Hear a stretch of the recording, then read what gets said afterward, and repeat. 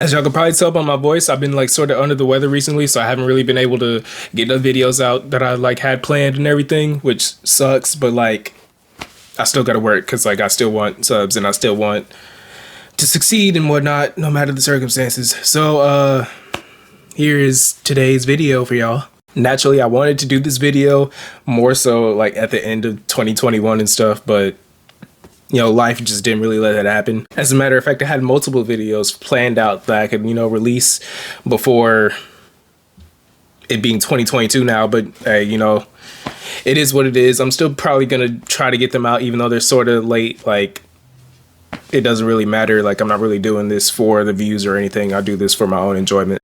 Before we get into me cooking all these niggas, I want to talk about some of the deaths that happened last year, at least some of the more notable ones that I could know, like, you know, off the top of my head that, you know, like had some sort of effect on me. Rest in peace to DMX, to Young Dolph, Michael K. Williams, Larry King, Betty White, Biz Markie. I'm probably blanking on some names, but y'all be missed this year and many years going forward. Now, I have a lot of L's to give out to a lot of people who really just fumbled last year, and hopefully they can redeem themselves this year. Well, not all of y'all, hopefully, because like some of y'all can burn in hell, but that's besides the point. Since we're on YouTube, we might as well keep it YouTube, and let's talk about Fresh and Fit. These lame ass niggas spent 2021 mongering in all of these adult actresses and whatnot, and you know, just spewing all this alpha male bullshit at everybody, you know, just to up their clout or whatever. Ultimately, they spent the majority of the year showing off how insecure they are, spewing their alpha male bullshit, fucking being on sugar baby websites, getting exposed on multiple occasions and not having like a good refute to it, trying to copyright strike everybody who had a negative reaction to their content because it deserved a negative reaction, and that ultimately backfired because you can't copyright strike people just for not liking what the fuck you have to say. Ultimately, you niggas is both lame as fuck. Shout out Abba and Preach. Shout out Playback. Next up, to keep it YouTube, EDP, you nasty fat bastard. EDP, if you're not in jail right now, you should try to get into jail or something, because life out here in the real world is just going to be even worse for you. If y'all don't know, I made a video about it around the time that it had happened, but I mean, I did with Fresh and Fit as well, but let me catch y'all up. This YouTuber, Eat That Pussy 445, what a name. Anyways, he got caught trying to fuck a 13-year-old girl, and he never went to jail for it because it didn't get handled properly, because the dude who caught him was also a piece of shit. I would give you an L2, but I don't even remember your name. Fuck you. Yeah, since then, he's tried going on multiple social media platforms. All of his accounts get banned or deleted. He's tried getting jobs with Grubhub, Uber Eats, Lyft, and all that. He gets fired from there, which is like crazy. Like getting fired from like a driving job, kind of, come on, dog. People are just keeping tabs on him, and like whatever hotel or motel he goes into, he's getting kicked out of there. Dude really can't just live a normal life at this point. And you know, like part of you kind of wants to be like, ah, damn, that's sad. Like, don't wish that on nobody. But then you remember like he's a scumbag and a pedophile, and you're like, oh, well, I guess he made his bed. Steering away from YouTube and shit, let's give an L to Netflix for that Dave Chappelle shit. I feel like the whole mentality of if you're not with us, you're against us is just toxic as fuck, because not everybody has to care about you and how the fuck you feel about things. And I say this to segue into the fact that Dave Chappelle made some jokes about transgenders and stuff. Granted, Dave Chappelle literally jokes on everybody. He joked about himself being molested as a child, but his Netflix show did have some transgender jokes or whatever, and that caused like this mass exodus at the Netflix headquarters, because people were just so upset, like, oh, how could you keep this up, and you know, like all this offensive stuff he was saying. Blah, blah. Standing up for what you believe in and protesting and all that, that's great. I understand it. You have your freedom of speech. Fine. The fact that the same energy wasn't kept when that fucking movie Cuties or whatever it was even called, that had like preteen girls like twerking in like crop tops and stuff, and none of y'all were upset about that. YouTube was able to cancel EDP for, you know, his pedophilic tendencies and all his allegations and stuff, but y'all literally posted a pedophilic fever dream as a movie, and y'all got mad at transgender jokes from like one of the most controversial, offensive, joking people there is in existence. Let me emphasize this again. They were jokes. Dave Chappelle is a comedian. He did his job. Really quick, because I don't know how to incorporate it. I'm trying to like do some like subcategories or whatever, but like I have to give an L to America just for letting all those people storm the fucking Capitol.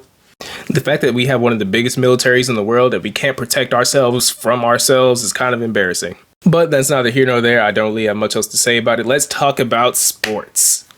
Now, when it comes to sports commentators, I could really give an L to like the majority of them, especially, you know, the black men who go on there and just get loud and ignorant and just coon it up just for the ratings and stuff. But Stephen A. Smith, for the past, I don't know how long, it's been a while, he has had Kyrie's meat in his mouth for so long. Kyrie is a grown man. He's an outspoken man, and he has a lot of opinions. And every time Kyrie says or speaks about anything and it isn't dribbling a basketball, Stephen A. is just losing his goddamn mind. Stephen A. Smith and so many people like Stephen A. Smith are just, you know, just like going out of their way to just shit on Kyrie. Like, oh, if I was a team owner, I wouldn't even give him a contract. That you're not a team owner.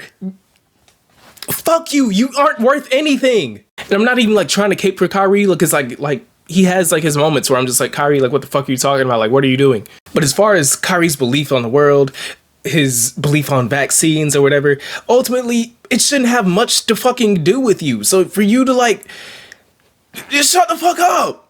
And like, bro, I would be so much more loud and passionate about this shit if I wasn't still fucking sick. But like, dog, Stephen A. Smith is like the biggest coon on the fucking planet.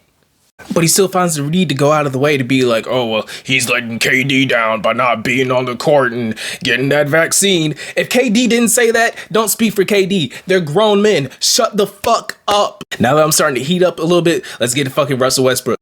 Russ has been doing the same exact shit as when he got into the league. No.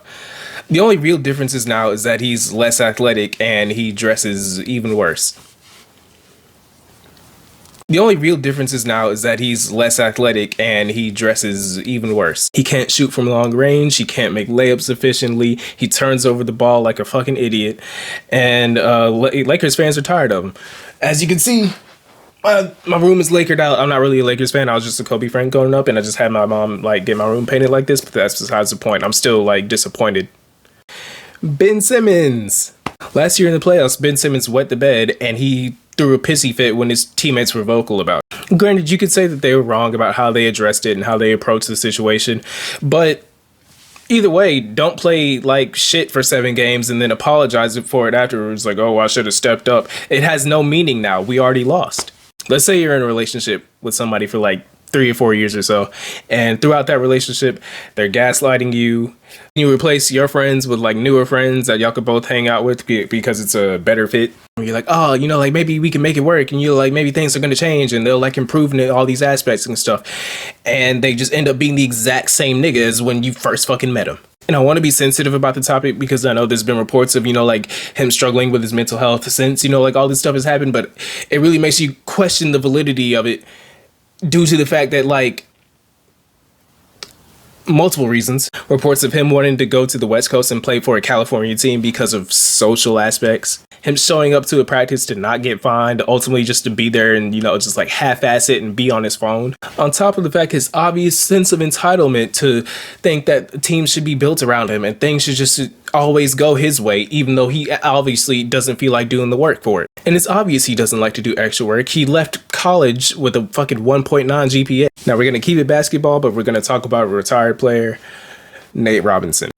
Now we're going to keep this one short, no pun intended, because he's like my height. But Nate decided to try boxing with little to no training in front of thousands of people, but ultimately millions of people, and he got his ass socked. He went in there confident as hell, and he had all these people hyping him up, you know, especially old NBA players, current NBA players, and people just affiliated with basketball in general. And ultimately, he went in there for a few rounds and ended up laying on his stomach with his ass tooted up in the fucking air. That one punch alone set black people back at like another like 10 years or so. Now let's talk about musicians and such. Let's segue into Pooh Shiesty. Or let's not. My camera died. And I had a lot of more L's to give out, but I didn't because camera died. And I don't feel like shooting all that stuff again unless this video gets 10 likes. You should have liked the video like already, but if you haven't, do that if you want the rest of the L's and whatnot. I haven't posted in over a month. I suck. I'm sorry. I'm gonna do better. I have I have a lot of stuff planned as well as collabs. I recorded one. I'm recording another one tomorrow. Exciting shit. Yeah, like, comment, subscribe. 2022, we up, hitting 100 subs, hitting 1,000 subs, speaking it into existence.